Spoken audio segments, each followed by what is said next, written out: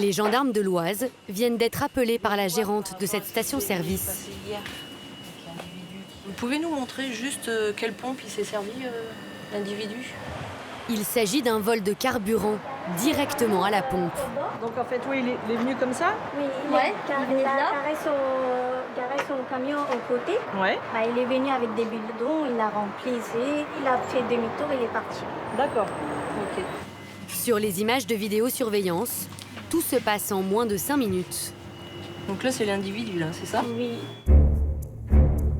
Après s'être servi normalement de 35 € de fioul, l'homme s'avance vers la caisse pour régler. Puis il se ravise, charge le bidon dans sa camionnette et démarre en marche arrière avant que le personnel de la station n'ait eu le temps de le repérer.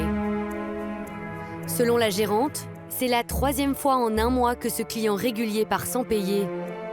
Première fois, début octobre, avec sa voiture personnelle. Il se sert pour 40 € de carburant, mais à la caisse, sa carte bancaire ne fonctionne pas. Il promet de repasser et laisse comme caution sa carte vitale. La gérante pense alors qu'il va honorer sa dette. Quelques jours plus tard, il revient, mais ne passe même pas à la caisse. Il se sert et prend la fuite. Il a fait marche arrière beaucoup, du coup j'ai été couru derrière et il a fait retourner, il a parti. Identifié grâce à sa plaque d'immatriculation et sa carte vitale, le suspect risque jusqu'à 3 ans d'emprisonnement. Désormais, la pompiste a décidé d'imposer le prépaiement.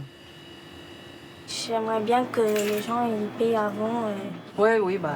Vous les mettez rapidement pour lui. Normalement, ça sera fait demain. Puis vu que en ce moment, c'est l'inflation, que ce soit carburant ou fuel, je pense qu'il y en aura de plus en plus. Depuis 1 an, les prix de l'essence ont augmenté de 12%, ceux du gasoil de 22%. Le nombre de vols n'a jamais été aussi élevé. Déjà près de 9600 cas de siphonnage ont été recensés sur les 9 premiers mois de l'année. Les techniques vont des plus rudimentaires aux plus sophistiquées, jusqu'au piratage informatique des stations-service. C'est ce qui s'est passé le 21 octobre dernier, en pleine nuit, dans cette station ouverte 24 heures sur 24.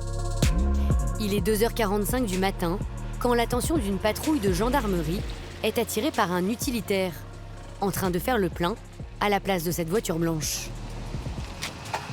L'adjudant de Villiers décide de procéder à un contrôle de routine. On constate qu'il y a une cuve dans le camion, avec le pistolet à gasoil qui est bloqué avec une balle de tennis qui est en train de remplir la cuve. Donc on pose des questions à l'individu, ce dernier nous informe qu'il a payé avec sa carte bleue, que c'est pour sa société. Un plein de carburant bien inhabituel au cœur de la nuit. Mais ce qui intrigue le plus les gendarmes, c'est que l'écran de la pompe indique alors qu'elle est en panne. Ici c'était marqué carte bleue indisponible, pompe hors service. Donc elle est en maintenance, service pétrolier enfin. Vous aviez déjà vu ça? Non, jamais. Le carburant est disponible, mais le compteur reste à 0. Les caméras de vidéosurveillance de la station filment toute la scène. Dans la camionnette, à côté de la cuve de 1000 litres entièrement remplie, les gendarmes découvrent 4 bidons de 20 litres, pleins à ras-bord. Ils décident d'interpeller l'individu. Que s'est-il passé pour que cette pompe se retrouve en maintenance et que le conducteur puisse se servir sans payer? Les gendarmes de l'Oise vont mettre plusieurs jours avant de découvrir la combine. Le colonel Brément et l'adjudant Aubry, spécialisés dans les nouvelles technologies, ont découvert sur les vidéos un mode opératoire réglé à la minute près. Ça, c'est le premier véhicule qui arrive. Voilà, je vous fais voir depuis le départ, on a accéléré. Quelques secondes avant l'arrivée du fourgon, un complice, ganté et visage caché, s'avance à la pompe dans cette Clio grise.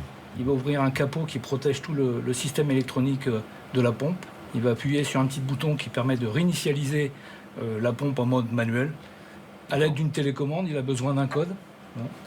Donc vous avez vu, il a sorti la télécommande de sa poche. Et par défaut, malheureusement, le code est toujours le même et il n'a jamais changé.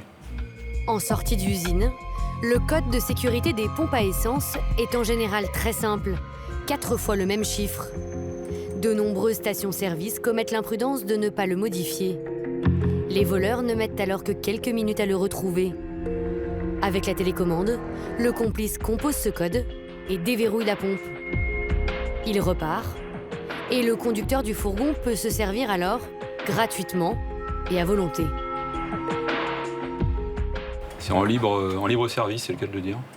Comment on se procure cette télécommande? Il faut savoir quand même que c'est de la pièce détachée pour de la maintenance. Donc on peut aussi la trouver sur Internet. Hein. Vous voyez par exemple ici sur eBay aux États-Unis, hein, vous pouvez acheter ce genre de télécommande. Depuis un an, 8 stations-service du département ont été piratées de la même façon.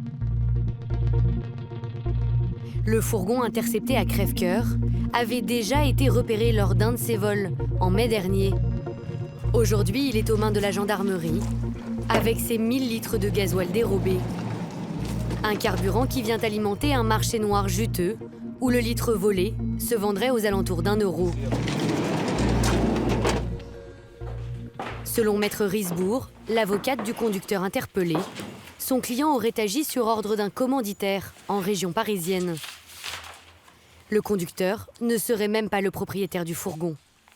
Ça fait partie en fait d'une bande organisée.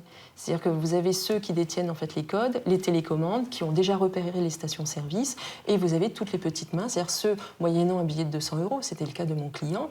Et puis vous savez, à peine interpellé, il était déjà remplacé. C'est ça aussi, hein. La délinquance évolue et la délinquance se renouvelle systématiquement. Son client a été condamné à 7 mois de prison ferme. Ses complices présumés, eux, courent toujours. La revente de carburant se fait en général dans l'entourage des voleurs. Mais l'appât du gain attire aussi des réseaux plus chevronnés. Il y a un mois dans l'Oise, un gang de Géorgiens a été démantelé. Ils siphonnaient le réservoir des poids lourds sur les aires de repos. Pour échapper au contrôle, les voleurs recherchent des cibles isolées. Comme cette carrière de craie, un site de 32 hectares où dorment chaque nuit, sous ce hangar, plusieurs engins de chantier.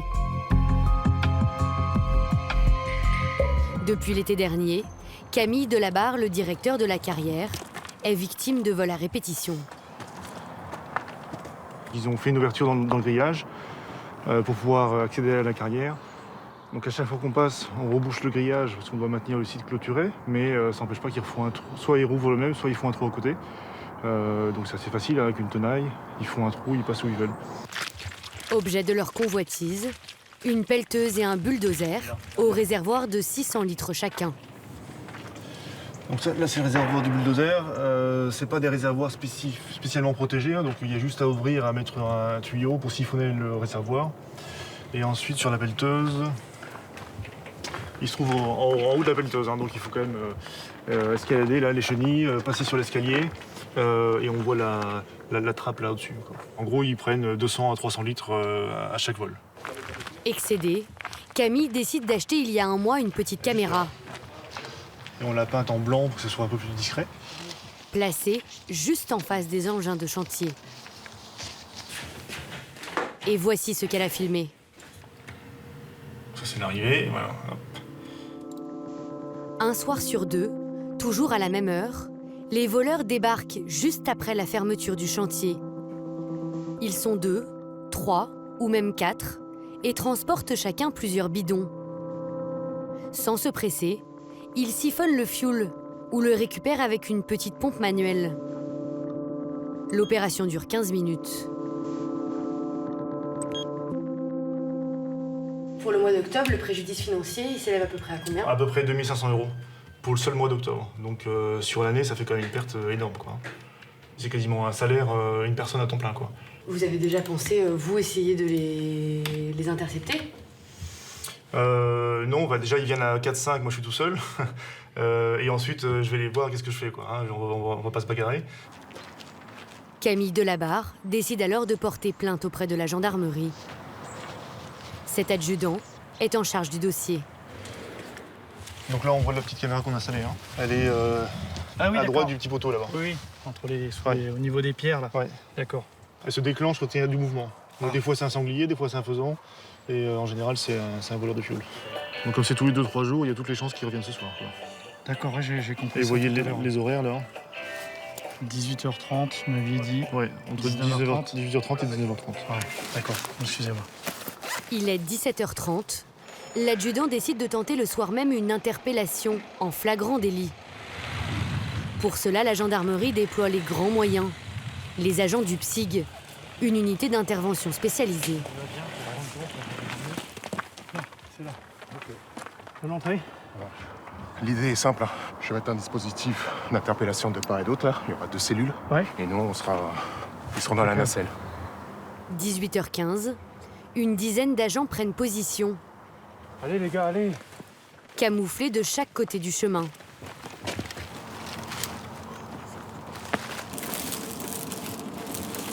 Bouclage Saint-Leu en place, comment reçu. Un quart d'heure plus tard, les gendarmes entendent les pas des voleurs. Pas question d'intervenir pour l'instant. Il faut attendre qu'ils aient siphonné les réservoirs pour constater le flagrant délit. La petite caméra filme les malfaiteurs. Ce soir-là, ils sont 2 et comme à leur habitude, ils s'attellent au remplissage des bidons. Après 20 minutes, Arrête gendarmerie! Arrête-toi! Arrête-toi! Arrête-toi! Bouge plus! Au sol! Au sol! Gendarmerie! Au sol! Au sol! Au sol! Au sol! Vous venez sur notre position ou on redescend? Ok, on part sécuriser le véhicule et on redescend avec les 2 interpellés et leur bidon. les voleurs avaient eu le temps de remplir 4 bidons de 30 litres. Bonjour, monsieur, vous appelez comment? Ce sont de vieilles connaissances des gendarmes. D'accord, vous êtes Neuneuil. C'est ça votre surnom? Comment? Neuneuil? Neuneuil. Non, c'est pas ça. En fait, l'adjudant pense bien avoir reconnu le surnommé Neuneuil, déjà arrêté et condamné pour plusieurs vols dans la région, tout comme son complice. Vous avez le droit d'être visité par un médecin, monsieur. C'est gratuit, ouais. Ouais, c'est gratuit. Est-ce que vous voulez faire un visite? La famille, ma femme à Maxima. Votre femme? Alors c'est quoi son nom, votre femme, monsieur? 4 Comment c'est écrit? Voilà, je sais pas, je sais pas lire, moi. Je sais pas écrire, en fait. Ok, ouais. Vous avez un employeur, monsieur? Employeur, je vais voir ça. Est-ce que vous travaillez? Non. Non. Les 2 interpellés sont placés en garde à vue pour une durée de 24 heures. Lors de leurs auditions, ils nieront tout, en bloc, jusqu'à être les auteurs du vol, malgré le flagrant délit. Pourtant, quelques heures après l'interpellation, les gendarmes ont récupéré à leur domicile 2100 litres de fioul et les ont placés sous scellés dans ce hangar. Exactement la quantité siphonnée dans les engins de Camille depuis 1 mois. Jugés en comparution immédiate, les 2 hommes ont été condamnés à 2 mois de prison avec sursis et 2 ans de mise à l'épreuve.